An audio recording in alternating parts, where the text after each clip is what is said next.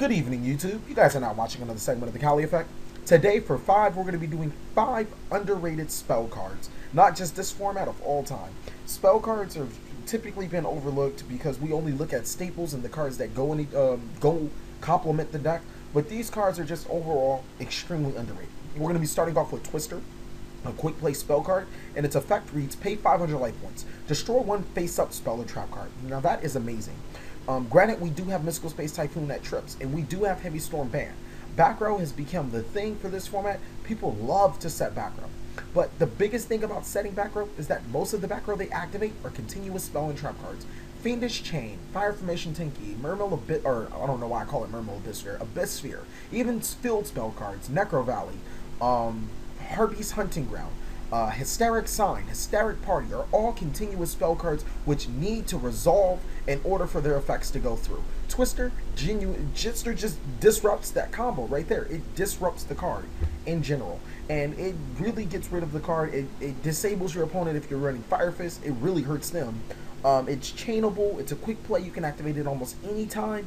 Really good underrated card for your side deck.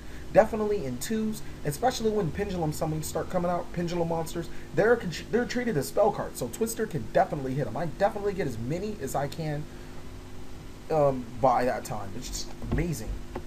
Next, we're going to be doing Scapegoat. Scapegoat is extremely underrated. I don't know why people don't play this card. I mean, certain decks can't play it, but let's just get down to the effect.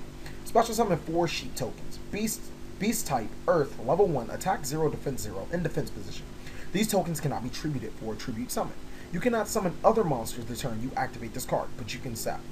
I think the biggest thing that Scapegoat has going for it is that the tokens type are Earth, and I'm sorry, their type are Beast and their attribute are Earth. They're also level 1, so a couple of cards scream in the extra deck that because you can't synchro with these cards, which are Notoria Beast, Notoria Barkion. Those cards are shut down cards right there. Beast being able to lock out your opponent from spells, and Barkion being able to lock out your opponent from traps. Just extremely good right there. But there's just a couple of other things. This card works so good with enemy controller because Scapegoat only says you can't use them for a tribute summon. You can still use them for a tribute of an effect. Enemy controller is one of those cards, and Destiny Hero Plasma is another if you ever decide to run Plasma. Being able to take your opponent's monster for one of your 4 tokens, and then being able to use their opponent's monster, if it is a tuner or whatever, for a synchro summon or whatever you have to do with it. It's just amazing. But on top of that, if all those fails, Scapegoat puts 4 monsters on the field to protect you, to protect your life points. Scapegoat is really, really versatile. And keep in mind, it's almost a trap card because it's a quick play spell card. Next is the card I just previously mentioned, Enemy Controller. Probably one of the best negative ones in the game. Its effect reads: activate one of these effects. Target one face-up monster your opponent controls, change that target's battle position. The other effect is tribute one monster, then target one face-up monster your opponent controls. Take control of that target until the end phase. There are a lot of cards that take control of your opponent's monsters. Change Your Heart, Snatch Steal, Mind Control, Brain Control, Big Eye. Aside from Big Eye, all the other ones are on the ban list in some way, shape, or form, with 3 of them being banned. So that says a lot about taking control of an opponent's monster. At the cost of tributing one of your monsters, Cough Cough, Treeborn Frog, Scapegoat, something, or in any type of deck that can just replenish monsters, you get to take and you get practically a brain control to your opponent. Really, really good card got going on here. And if all else fails, like I said, it is the best neg one. If your opponent decides to declare an attack, you can activate an enemy controller to save your butt. So change your opponent's monster's battle position, you can change it to defense.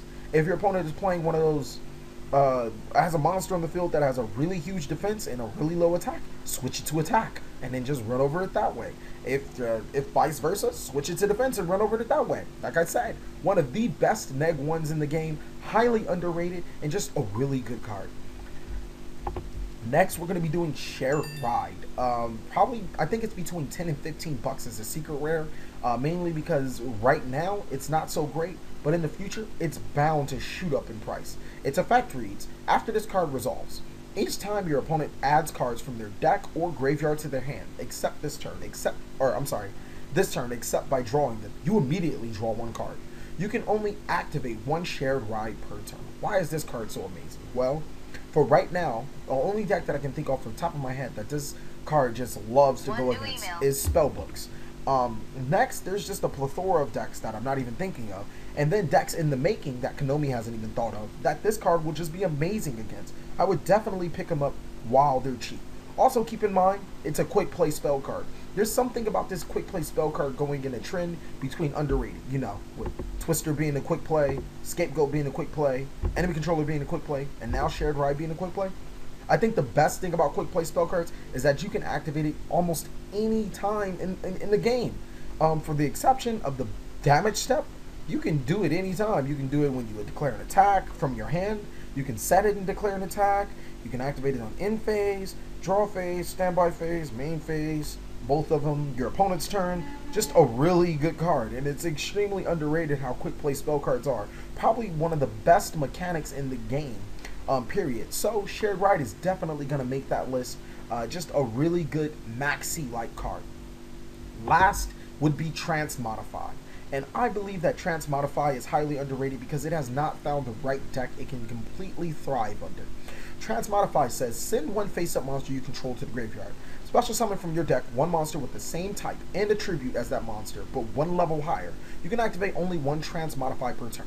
Now, when Transmodify first came out, it was a pretty good card. It helped Infernities and it helped Fairies. But I really think in the future Transmodify will help a lot of other decks. Just a really, really, really good card. Extremely underrated, like I keep saying, and that's the reason why it's on this list. It's only time will genuinely tell how great Transmodify is, but unless it becomes a common or get a reprint, it's definitely going to spike up in price when it does become in high demand. Thank you guys for watching another segment of The Cali Effect. Please like, comment, subscribe, but most of all, enjoy.